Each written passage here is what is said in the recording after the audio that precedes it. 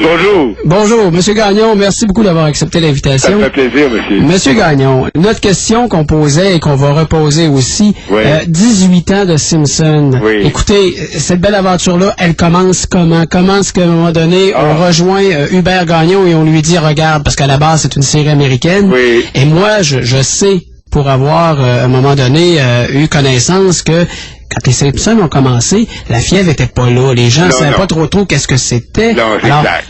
faut croire à un moment donné, il faut embarquer là-dedans. Comment c'est commencé cette belle aventure? Cette aventure-là, ça a commencé par un ami à moi qui m'appelle pour aller passer une audition à 7h30 du soir, alors que j'avais pris un dîner assez arrosé. Puis je dis, écoute, là, je peux pas même prendre mon auto. Il dit, viens, taxi, puis je vais voir, puis je dis, tu me prends comme je suis. Puis ça a marché parce que c'est des gens de Saint-Angèle qui nous... C'est un hasard, hein. Mais cela dit, on a travaillé tranquillement sur les personnages, puis petit à petit, quand ce qui arrivait qu'on acceptait par exemple une prise, c'est quand on était drôle. Alors on s'est mis à vouloir être drôle, comme les Simpsons en anglais. Et petit à petit, je crois, on a réussi. Plus que réussi, là. On regarde comment c'est rendu. Oui, tout à fait. Là, je pense que maintenant c'est associé pour toujours. Là. Hubert Gagnon, c'est la voix d'Homer Simpson. Ben, j'espère bien. À moins que Gilbert Lachance soit assez bon pour m'imiter, de me remplacer éventuellement dans mes vieux jours. Vous le connaissez mieux que nous, je ne sais pas s'il est comme ça. Alors, tout de même. Mais c'est ça. Alors, de fil en aiguille, on embarque, et puis là, on se dit, ben, coudonc, c'est la grande aventure. Oui. Et puis de plus en plus, on devient fan des Simpsons, parce qu'on les regarde en anglais, parce qu'on veut voir ce qu'on va avoir à faire l'an prochain. Et là, on est devenu accroché. Moi, en tout cas, je pense que toute l'équipe est devenue accrochée, parce que vous parlez à Gilbert Lachance, qui est merveilleux dans ce qu'il fait, c'est extraordinaire. Je pense à Bernard Fortin, je pense à Edgar Fruitier, je pense à Madame Picard. Et on a une équipe du tonnerre qu'on a réunie à ce moment-là, que quelqu'un a réuni qui s'appelait Réal Picard, le premier directeur de plateau de série. Il a réussi à avoir à peu près la crème de ce qu'on peut avoir comme doubleur à Montréal. Mais c'est ça, c'est qu'on a formé une belle famille. Vous semblez tous vraiment être des compères, là. Je veux dire, la chimie, là. Les complices, c'est ça. C'est vous cherchez. Moi, ce que je me demandais aussi, il y a beaucoup d'émotions là-dedans. Donc, vous dites, on regarde les Simpsons en anglais pour voir qu'est-ce qu'on va avoir à faire, tout ça. Bon, une journée de travail, on a des phrases à dire, et puis là, c'est pas évident. Quand on joue au théâtre, quand on joue au cinéma, on a le temps de l'embarquer dans le personnage, de se concentrer, de dire, mais c'est pas évident, un cartoon, là. Quand Homer se choque... Ils sont tellement bons que sont vivants. On oublie toujours, écoutez, je suis d'accord avec vous, Homer Simpson n'existe pas. OK? Sauf qu'il existe en quelque part, dans l'imaginaire. Et ça devient des personnages en chair et en os pour nous autres. Là. On fait pas de différence. C'est sûr que c'est drôle, c'est étrange comme rapport. Parce que c'est en même temps nous, puis en même temps, c'est pas nous. Et on est les seuls véhicules de ces personnages-là. Puis moi, je trouve l'expérience assez fascinante. Parce que ça s'est jamais produit au Québec d'avoir une série à durer 18 ans. De dessins animés, avec autant aussi d'acceptation, pas d'acceptation, d'affection du public, parce que ça s'est jamais démenti, au contraire, ça a toujours monté. Je m'en aperçois maintenant à cause du film puis l'attention médiatique qu'on a. Je rencontre beaucoup de gens qui sont évidemment pas des ennemis des Simpsons, c'est des gens qui sont la plupart du temps des fans. Et j'avais pas conscience, moi, de cet impact-là. Ils sont non seulement appréciés, mais ils sont attachés, les gens. Hein?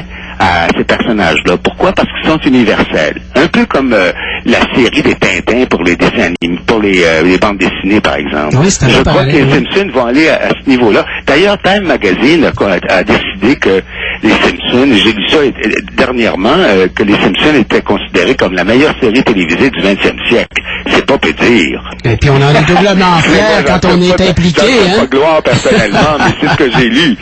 Et on est très flattés. Je suis sûr que Gilbert est très flatté aussi. Monsieur Gagnon, moi je suis Sébastien, l'autre incorruptible dans cette émission. Oui, Sébastien. Noël. Oui, c'est ça. Bonjour, Sébastien. Ça va bien? Oui. Oui, moi, je regarde ça, là, 18 ans à doubler Homer Simpson dans les séries. Oui, plus, vous allez avoir un film. Oui, puis je suis alcoolique à la bière. Ah oui? Depuis le temps? Prenez-vous une petite bière lorsque Homer prend une petite bière? Ça c'est sûr. Vous en prenez-vous une aussi en studio? Non, en studio, non, jamais. Vous savez, c'est quand même un travail extrêmement précis. Il faut être sérieux, là. On a du plaisir à le faire, mais c'est un travail difficile qui demande énormément d'attention et de concentration. Alors, c'est pas le temps d'aller prendre une bière. Non, c'est ça. Ça peut arriver qu'en allant dîner, on va prendre une bière avec le repas, mais c'est pas question de se saouler avant d'aller faire du doublage, demander à Gilbert. Mais c'est inconcevable. Ma vraie question était plutôt de savoir qu'est-ce qui vous motive encore aujourd'hui à doubler Homer. Le plaisir. Vous savez que pour un acteur, jouer ce genre de personnages-là, qui sont excessifs, je parle pas juste d'Homer, je parle de tous les autres. D'habitude, on nous permet pas d'être aussi excessif. Le comble le summum de la qualité pour un acteur, c'est d'être sobre quand on arrive à la maîtrise. Au bout d'années de travail. Mais là, on nous demande le contraire, c'est-à-dire de se lâcher notre fou. Faut se mettre dans un état de folie pour faire ça. Et c'est extrêmement décapant pour un acteur. C'est un privilège d'avoir la chance de jouer des personnages comme ça, même si on n'est pas vu personnellement, puis qu'on n'a pas la notoriété des personnages qu'on double, on s'en fout. Le plaisir, puis Gilbert en a parlé tout à l'heure, le plaisir de jouer autant de personnages, en plus d'Homer, j'en joue d'autres aussi, c'est un plaisir d'acteur personnel. C'est comme quelqu'un qui joue un instrument de musique, on peut très bien jouer du piano pour soi tout seul. Pas besoin d'avoir un auditoire de 3000 personnes, vous comprenez? C'est le plaisir personnel d'avoir accès à des personnages particuliers comme ça, aussi brillants. Moi, je vous sens très fébrile. Oui, regarde. Ça déboule assez vite, j'ai hâte de voir le film. Ma question était celle-ci. Moi, je sais que, aux États-Unis, c'est la folie furieuse. Oui. On en parle beaucoup. Il y a des villes, surtout les fameuses Springfield, là, des villes américaines, où on a vraiment embarqué, on a fait des choses. Oui, tout à fait. On a fait des choses de marketing, on a sorti la bière, on a sorti les céréales, tout ça. Ici au Québec, je trouve que peut-être à quelque part, oui, le film, on en parle beaucoup, mais on n'a pas accès sur ce côté-là. Le produit dérivé. Le produit dérivé, me semble que c'est... il y en a quelques-uns, mais vous savez, moi, je trouve ça assez élégant quand même qu'on n'envahisse pas le marché à ce point-là. On s'en tient à l'essentiel, c'est-à-dire la série, le film. Le reste, moi, je suis pas trop fou de... Excusez, là, je suis pas trop fou des produits dérivés. C'est le fun, mais c'est parce que c'est exclusivement mercantile à ce moment-là. J'ai rien contre ça, mais moi, ça me concerne pas. Moi, ce qui me concerne, c'est le personnage d'Homer, la série, les Simpsons en général. Je m'y suis attaché forcément depuis 18 ans. C'est sûr que si je m'étais tanné, j'aurais refusé de continuer, mais c'est une passion. Puis ça dure pas si longtemps dans une année pour nous autres. On fait ça quoi, Gilbert, en 2 ou 3 mois, à raison de quelques 5-6 émissions par semaine. Puis on a fini la série très vite. Gilbert n'est plus avec nous. Gilbert est parti. Je l'adore. C'est un comédien absolument fantastique. S'il n'est pas là, je peux le dire. Mais il m'étonne, moi. C'est un comédien qui est mal exploité, je trouve, parce qu'il a un talent exceptionnel. Il nous l'a démontré, entre autres. Il a changé de voix en l'espace de fraction de seconde. C'est ce que j'admire, d'ailleurs, de votre métier. C'est un magicien. Oui, mais c'est ça. Mais je pense que vous êtes un petit peu tous comme ça. Vous n'avez pas le choix. Il y a tout ça. On a développé ça un peu, oui. C'est tout de même... je le prends comme un compliment. C'est le but aussi. C'est gentil. C'est apprécié. Mais ce que je trouve formidable, c'est que soudain, il y a une attention médiatique telle que ça nous fait en même temps... C'est sûr que ça nous accapare un peu, mais ça nous fait sentir, parce qu'on n'a pas de contact avec le public, mais déjà juste avec les gens qui nous interviewent. Ça m'est arrivé de me déplacer pour aller dans des postes de radio, et la réception, moi, j'étais reçu comme le pape. Puis même, j'ai dit, je suis pas le pape, ils ont dit, non, vous êtes mieux que le pape, vous êtes Homer Simpson. Oui, c'est ça, là. Ça veut dire que vous êtes un phénomène ici. De voir l'impact du personnage d'Homer, entre autres, puis de la série. On n'a pas touché à ça vraiment depuis 18 ans, nous autres. C'est juste à cause du film qu'on a cette attention médiatique. Et c'est fascinant, c'est un peu euphorisant aussi. Puis en même temps, c'est touchant. C'est très touchant, je l'avoue. Moi, je voulais savoir, outre le personnage de Homer Simpson, qu'est-ce que fait Hubert Gagnon? Il fait Mel Gibson, il fait Robert De Niro, il fait Richard Gere, il fait Robert Redford, il fait Dennis Quaid, il fait Jeff Bridges, il y en a une quinzaine. Ouais, c'est ça, mais les gens, justement, vous voulez savoir, parce que là, on a plein de questions qui arrivent. Est-ce que c'est vous qui doubliez Optimus Primus? Non, tout le monde se trompe. Moi, j'ai doublé la série animée il y a longtemps à la télévision. Okay, ben c'est ça, là. Puis le film, j'étais pas disponible parce qu'on s'était à peu près en même temps que les Simpsons.